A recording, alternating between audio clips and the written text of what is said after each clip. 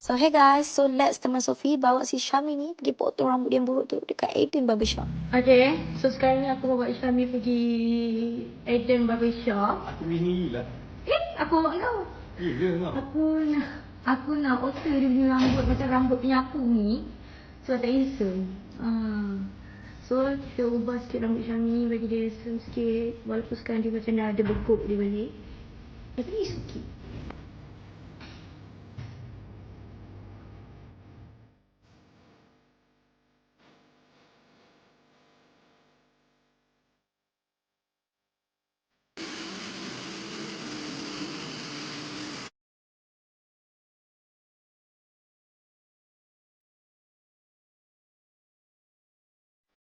So, mana wife-wife tu penat tunggu cik abang tu lama sangat potong rambut. So, korang boleh tidur ataupun duduk sekejap dekat sini.